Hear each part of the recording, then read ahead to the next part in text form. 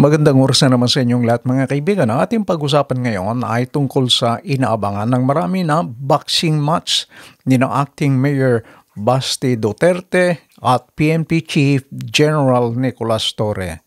Pero bagong lahat, huwag niyong kalilimutan na mag-subscribe sa ating channel kung hindi pa kayo subscriber. Please like, comment, and share.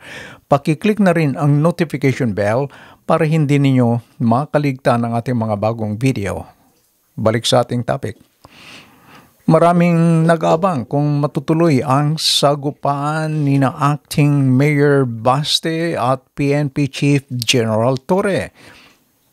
Sa isang vlog na in-upload sa YouTube, hinamon ni Baste si General Torre ng suntukan.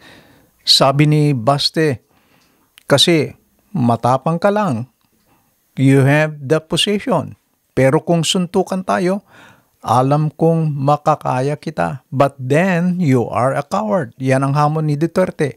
Dura Torre, Mr. Torre, sanay na ako sa iyo. Kasi matapang ka lang naman, we have the position pero kung suntukan tayo, alam ko makaya, bita. Pero akala siguro ni Baste, hindi siya papatulan ni General Torre. Pero tinanggap ni General Torre ang hamon ni Davao City Acting Mayor Baste na makipagsuntukan. Sinabi ni Torre na maaari itong gawing isang charity boxing match. Tamang-tama raw ito dahil marami tayong mga kababayan ang nangangailangan ng tulong na naapektuhan ng bagyo at baha. Maybe this is a very good time para sa isang charity boxing match ayon kay Torre. Maganda yan, charity, at least makakatulong kami ni Mayor Baste sa ating mga kababayan na nasalanta. Yan ang pahayag ni General Torre. Siguro maraming manunod dyan. Dagdag pa niya. Mga talaga kayo eh. Pero tamang-tama dahil marami ang nasalanta ngayon ng bagyo at baha. Maybe we can use this moment or this opportunity for to raise funds in a charity boxing match. This coming, kung para mabilis, this coming Sunday sa Araneta, 12 rounds, pwede. 12 rounds sa suntukan para maganda. At para medyo marami-rami ang ma-raise natin, siguro you can find sponsors. Per round may mag-sponsor. So, let's place their merchandise before each round. So, 12 rounds para medyo marami-rami ang sponsor, marami tayong ma-erase na pondo. Sir, can you give us a background? Naghamon ba siya? Paano ba yung nangyari? I was informed at nakita ko rin sa social media na naghamon siya ng suntukan. And, sa atin naman, whether he's serious or not, sa atin, let's just put this on a better use. Kung yan ang gusto niya, madaling pagbigyan yan, boxing na lang para madaling i-set up at gawin natin this coming Sunday, 9 o'clock. I'll be there in Araneta. I'll ask Araneta to set up a boxing ring. Hopefully, they will oblige. Kung wala naman, di maghanap tayo ng kung saan gym ang gusto niya. Kasi nakikita ko yung mga comments sa social media. Bakit kailangan mong patulan si Baste? Hindi naman. Hindi ko naman siya pinapatulan. I just see this an opportunity para makatulong sa ating mga kababayan. Kaya nga, sigurado maraming sponsor nito and everything that, all the proceeds that we'll raise, we will donate to charity. I'll donate to charity kung ano man ang maging part ko rito. At para sa mga nasalanta ng bagyo at baha ngayong nakaraang masamang panahon na ito. Sir, kung Sunday na, may time pa ba para mag-practice? Hindi naman kailangan, sa tingin ko naman, charity boxing match, kung magkasakitan, konti lang yan. Unless, lakasan lang ng loob yan. Sa akin naman, pareho lang naman kami siguro walang practice. Or baka kung nag-practice siya, okay lang din. Let's see. Kailangan mo mag-practice? Bukas, I'll just hit the gym a short while. Mga siguro 9 o'clock. Tingnan ko lang dyan sa ating PNP gym. Baka mapag-workout ako ng konti. PLS podcast, ilang rounds? 12 rounds para marami tayong ma-raise na pondo. Sir, after this, are you hoping na matuldo ka na itong medyo banatan ninyo lang yung banatan sa Hindi naman. I am on my part naman. Nothing personal on it. It's just really, sa totoo lang, I just saw a very good opportunity to raise funds for charity. What if sir bigla siyang umatras? Nasa kanya yun. He was the one who issued the challenge. Sa atin naman, tinatanggap ko lang naman. Sir, yung mga nagko-comment doon sa social media, pwedeng manood na lang sila para makatulong din sila sa pag-release ng fund, no? Mag-donate sila para maka-raise tayo ng pondo. Pay-per-view.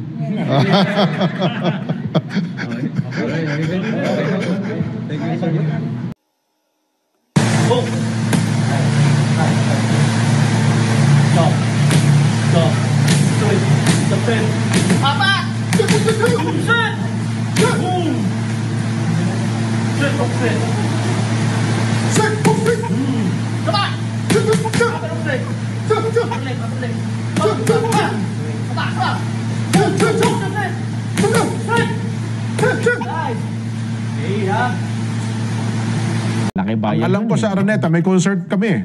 Ganun ba? Oo. Yung yung boyfriends. Grupo ng boyfriends magko-concert sana So, Rizal Memorial Coliseum ito. Oho. At least yan pag-aari ng gobyerno. Oo, madali lang Philippine iset. Sports Commission. Tapos ay maghihintay si General Torre doon. Darating siya. Nakapa-boxing na. Sigurado. Kasi baka hindi dumating eh. Kasubuan na yan. Kung hindi daw darating, magdo-donate na lang sila. Ha? Aha. Pero maghihintay siya. So parang nahihiwatigan niya, hindi darating yung kalaban Mukhang, alam ko darating yan dyan. Darating. Darating? Oo. Kasi, tinan mo si, yung santok niya,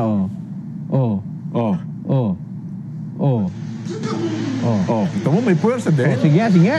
Sino?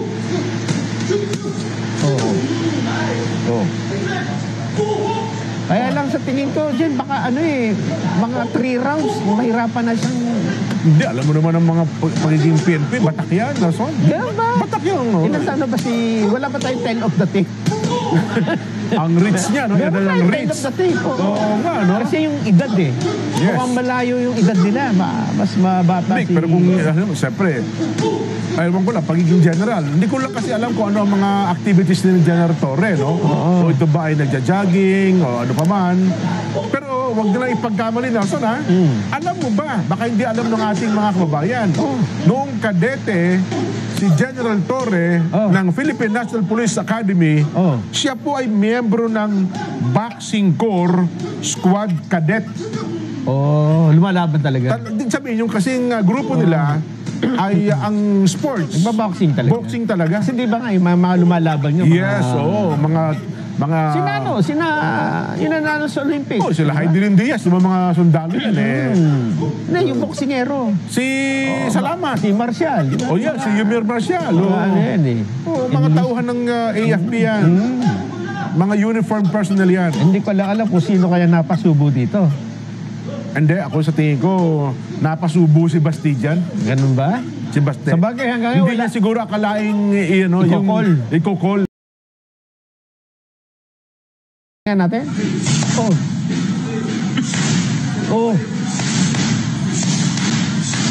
Parang mas malakas manuntok yung Basti Parang mas solid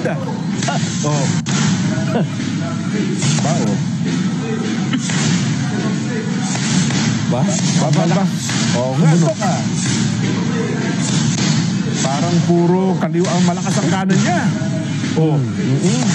Di ba? Kita mo.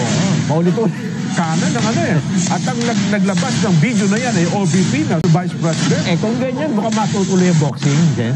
Ganon? Matutuloy yan pagka ganyan. Tapos ano ba height itong si Basti? Kasi malaking factor niya yung height saka yung reach Nakita ko may tail of the tape tayo. Meron ba tayo? Meron. Oo. Hanapin nyo nga yung tail of the tape para makakita natin yung comparison ng height, nung edad, nung marriage pa. Saka yung kasi yung factor yung reach at saka yung weight. Kasi yung weight ng tao ay may epekto sa bigat ng suntok. Habang mabigat. Yes. Kaya magkahiwalay yung mga weights division Yes. Ang factor lang.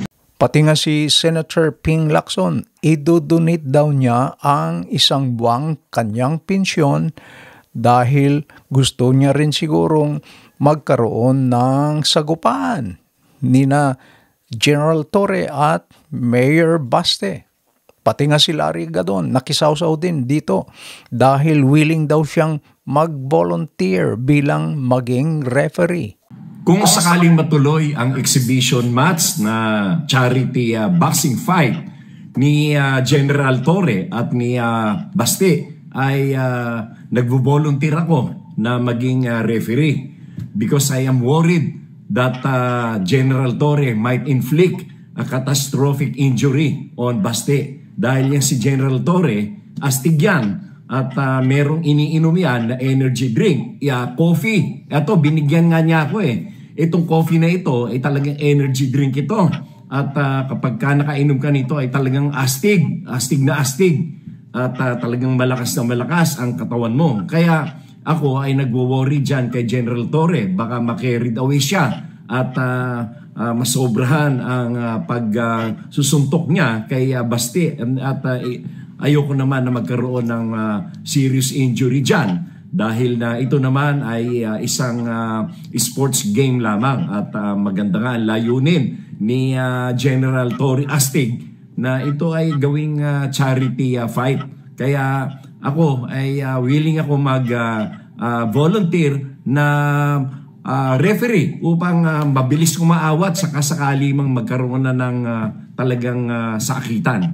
Kaya ako ay mag-volunteer. Referee Larry Gadon.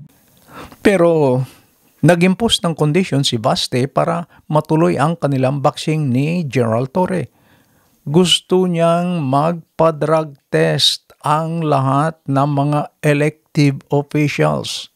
Pero ang condition na ito ay unconstitutional. Hindi pwedeng gawin ang nasabing kondisyon. Nagkaroon na ng ruling ng ating Supreme Court tungkol dito. Kaya hindi pwedeng mag-impose ng ganitong kondisyon. Huwag ka mag-alala, Torre, kasi matagal ko na talaga gusto makabugbog ng unggoy. Kung gusto mo lang talaga ng suntukan, bakit kailangan mo pa ng charity? Why do you need kailangan mo pang gamitin yung nangyayari ngayon na baha dyan sa Metro Manila? If you're really serious about this, kung gusto mo yung charity na yan and you've laid some conditions, then let me lay my own conditions for the event. Kung serious ka talaga, these are my conditions.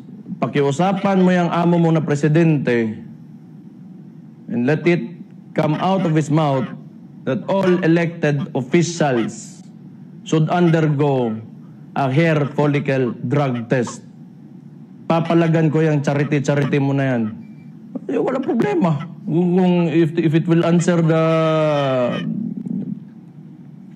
issues nitong bansa natin, I can do that. Ang tanong, hindi kaya nag-impose si Baste ng ganitong condition para hindi matuloy ang kanilang sagupaan ni General Torre?